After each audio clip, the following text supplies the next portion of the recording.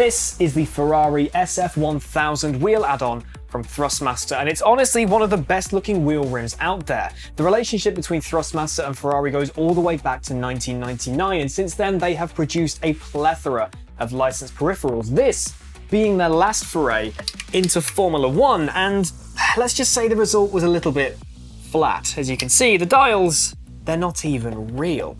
But this, along with absolutely everything else they've ever produced, none of that compares to this.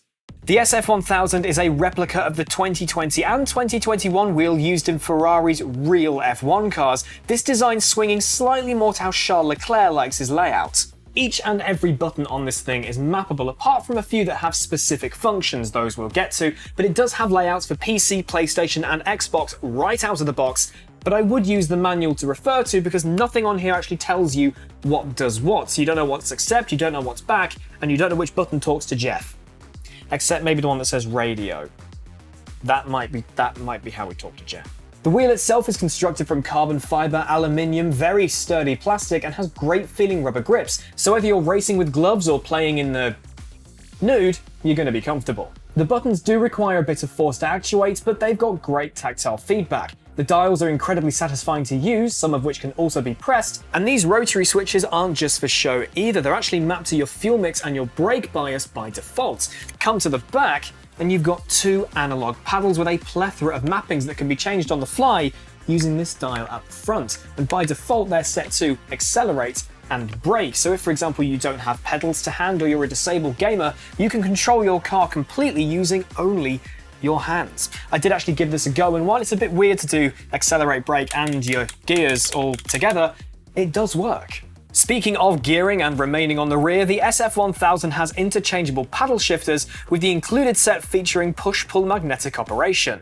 The stock paddles are solid and precise, if not having a little bit of sort of chunky clunkiness to them, but that is where the T-Chrono or T-Chrono paddles come in. Sold separately, these feature the same fantastic machined aluminium build quality, but with switches that are faster, crisper, and more satisfying to the ear.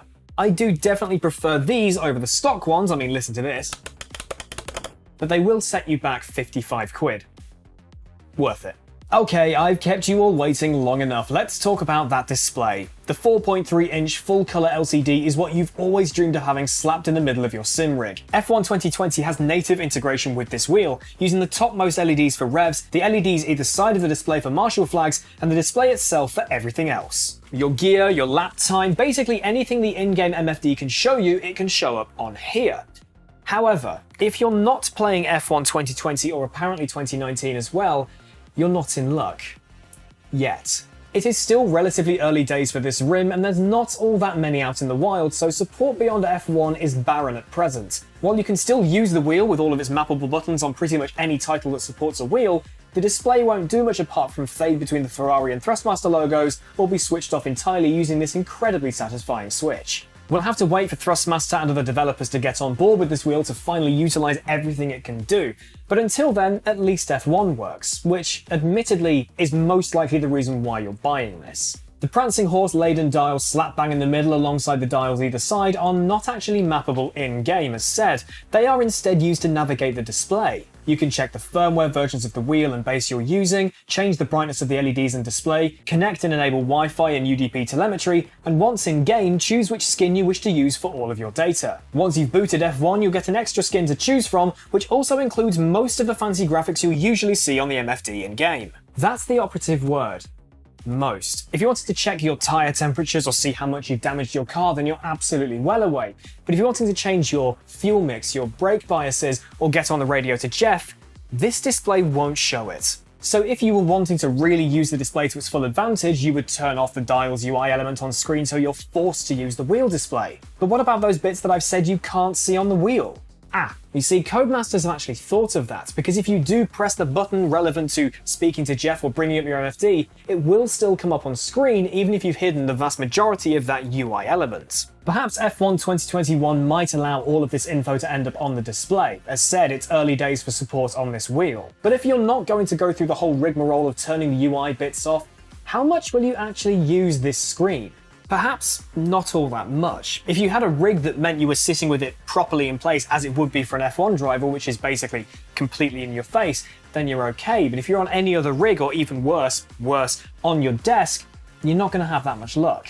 The display is a bit gimmicky, admittedly, but it is an absolute spectacle when you put it on show. Though it is incredibly functional if you choose to use it properly. I'm sure that F1 esports drivers are fully on board with this, or just people who like things that look incredibly cool. Like me. It's very cool.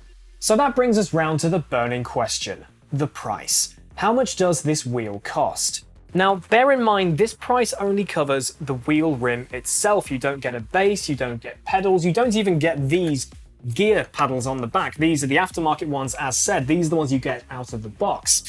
But the SF1000 will set you back $329.99, that's in pounds sterling. Now, for that, you get an incredibly well-built wheel. You get this fantastic replica of a real Formula One wheel. I mean, you would use this, but it does look like a very nice showpiece if not. But you also get all the bells and whistles, all the customization of this wheel, but you also get the potential. The potential for Thrustmaster themselves, for more developers, and let's face it, modders to make this work with anything. Absolutely anything. Waiting for the day we can put something on this screen, anything we want on this screen. It's most likely going to happen. So for that, I'd say $329.99, you're going to get your money's worth. While it can be quite bewildering to use first time, as said, read the manual, the SF1000 is the perfect cherry atop an F1 enthusiast's dream racing rig. It feels incredible to use, looks phenomenal, and definitely achieves what it sets out to do. Make you feel like you're behind the wheel of a real Ferrari F1 car. Seriously, off the rig, this thing looks so convincing, it's as if I've been down to the pit lane at Silverstone and just pinched it off Charles himself. If you want it back, mate, 1v1 me, winner gets the wheel. I'll just give it back to you now, because I'll probably lose. And that is my review of the Ferrari SF1000 wheel add-on from Thrustmaster. What do you guys think of this thing? Let me know in the comment section below. And what do you think of this video? Do you like some hardware reviews? Because I've got some in the works. This is what I said on the news about there being stuff I was doing. More stuff like this. Hope you guys enjoyed the video. Please do like and share it with your friends if you did, and if you're not subscribed to the Traxion channel, then please do. You want to see more stuff like this, as said? Don't forget to subscribe. Ring the bell if you're feeling extra nice. Thank you so much to Thrustmaster for sending this in for review. We've had an absolute blast with it, putting in far too many lap times in F1 2020 when we probably should have been working. Hope you guys have enjoyed the video. Have a fantastic rest of your week. Keep it pinned. I'll see you next time.